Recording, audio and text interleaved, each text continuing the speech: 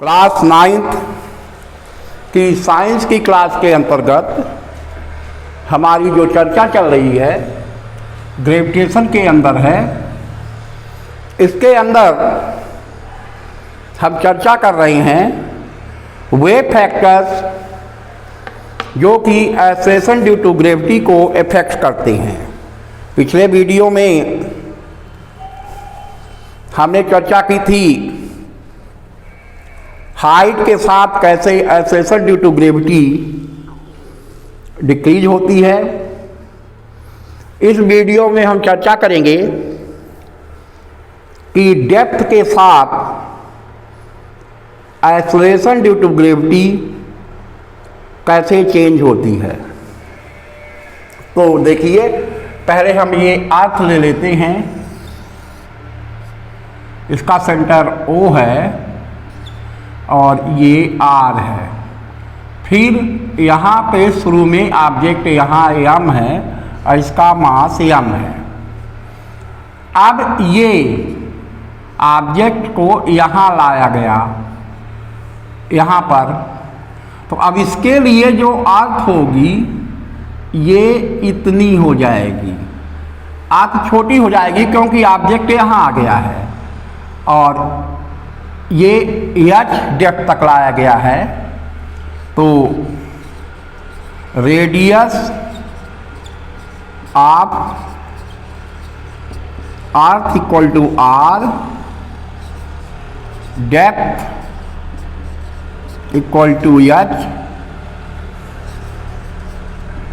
Distance of object from centre of earth. Centre of earth से जो distance है वो R माइनस H के इक्वल होगी। तो देखिए यहाँ पर जो डायग्राम हमने बनाया है, पहले उस डायग्राम को तो समझ ले।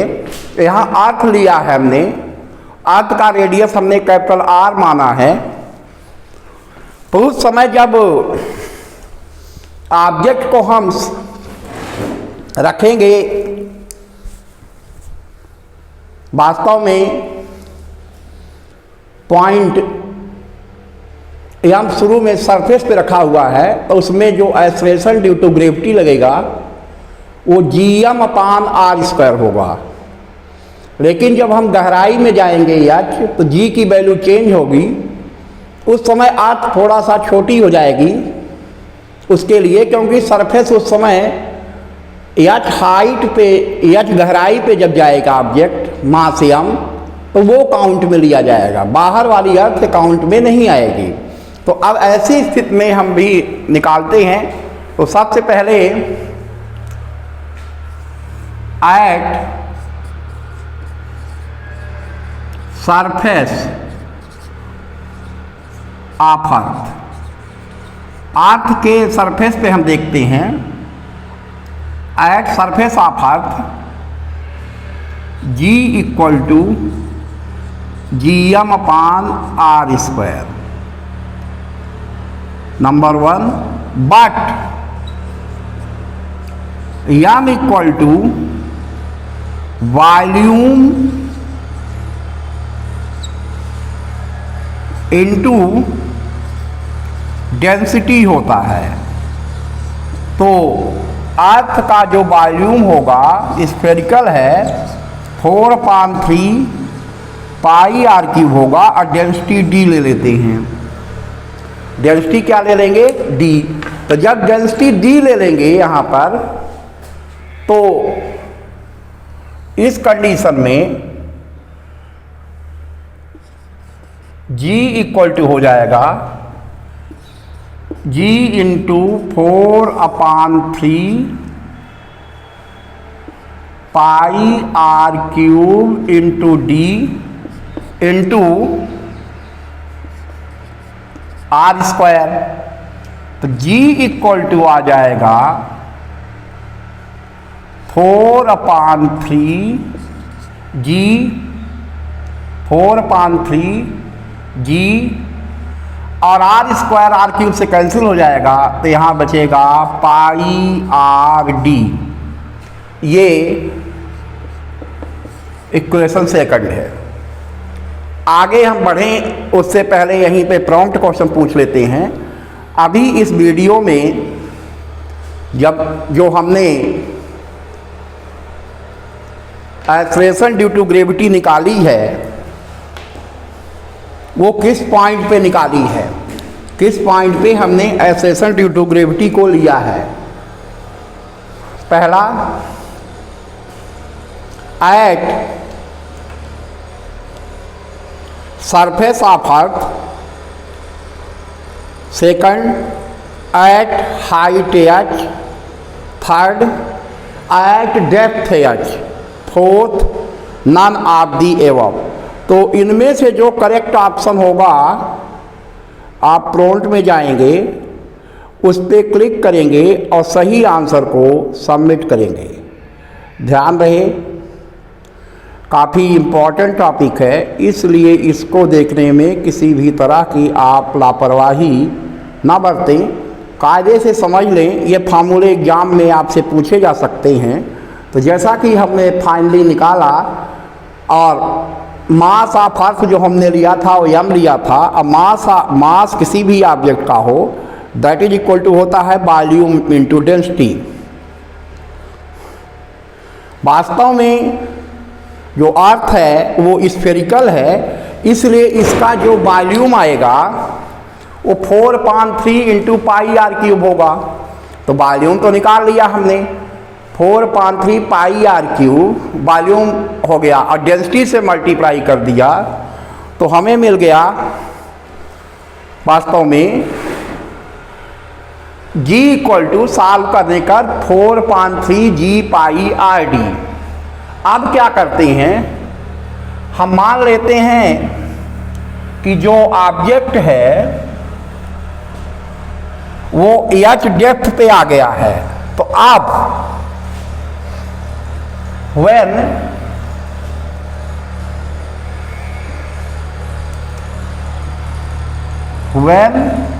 object is at depth of h, जब डेप्थ h पे आ जाएगा then G dash acceleration due to gravity बदल जाएगी और ये हो जाएगा 4/3 G पाई R की जगह हो जाएगा R minus H into D, क्योंकि डेंसिटी तो ये थर्ड इक्वेशन आ जाएगा। डेंसिटी तो वही रहेगी। अब जो रेडियस का अर्थ है वो जो बाहर वाला पोर्शन है वो अकाउंट में नहीं आएगा, तो बचा हुआ जो पोर्शन आएगा आर, आप इसको ऐसे समझें कि यहां से यहां तक ये आर है। अब जब ऑब्जेक्ट को यहां से उठाकर यहां रख दिया गया, ये डेप्थ एच है, तो ये जो बचा हुआ पोर्शन होगा इतना, ये आर माइनस एच होगा। यही चीज यहां पर हमने ले ली है आर की जगह, क्योंकि अर्थ अब इसके रिस्पेक्ट में ये अर्थ हो जाएगी इतनी, ये अर्थ का काम करेगी। ये बाहर वाला अर्थ तब लिया जाएगा जबकि ऑब्जेक्ट यहां है। तो वो चीज हमने निकाल ली है G equal to 4/3 G pi R D. लेकिन जब इसको एच डेप्थ पे रखा गया तो इसके जो G की वैल्यू है that is G equal to 4/3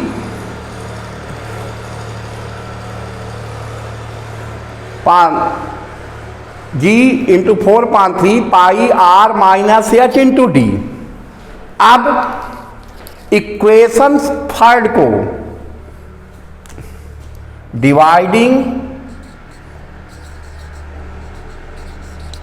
equation third by equation 1 तो जब डिवाइड कर देंगे इक्वेशन 2, तो g dash upon g equal to आ जाएगा 4/3 into pi G R pi G R minus H into D. तो जी डैश हो जाएगा अपान 4/3 पाई G R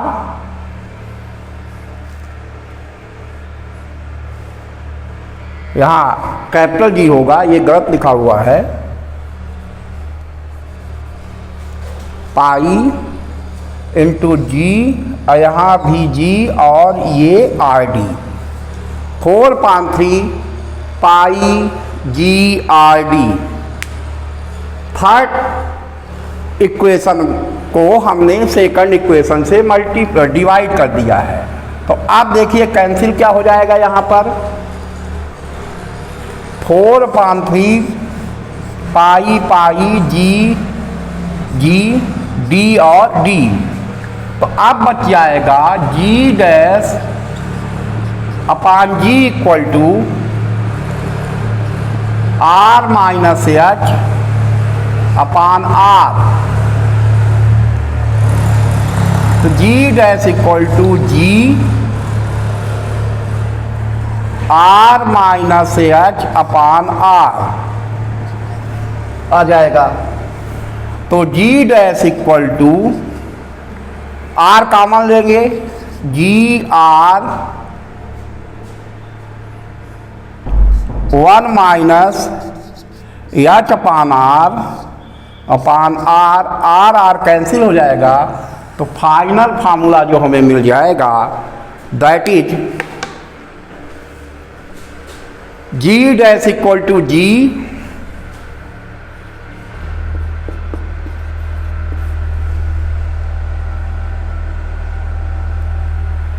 1 minus H upon R. तो ये फार्मूला भी इंडिकेट करता है कि जैसे जैसे हम वैल्यू एच की बढ़ाते जाएंगे डेप्थ की, वैसे वैसे एसेशन ड्यू टू ग्रेविटी की वैल्यू कम होती जाएगी। तो यहाँ जो वैल्यू आ गई है, फार्मूला जो जी डैश का आया है, वो वास्तव में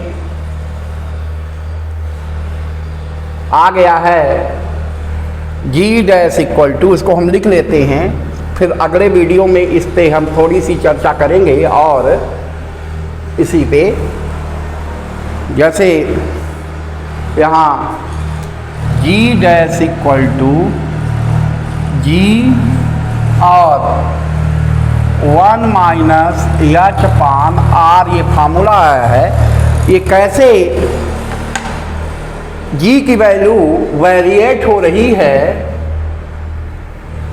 डेप्थ के साथ अर्थ सरफेस के इनसाइड, इसको हम जानने का प्रयास करेंगे नेक्स्ट वीडियो में। उसके पहले इस वीडियो में जो आपको जानकारी दी गई है उसको आप स्पष्ट रूप से जान लें, सोच समझकर कॉपी में नोट कर लें,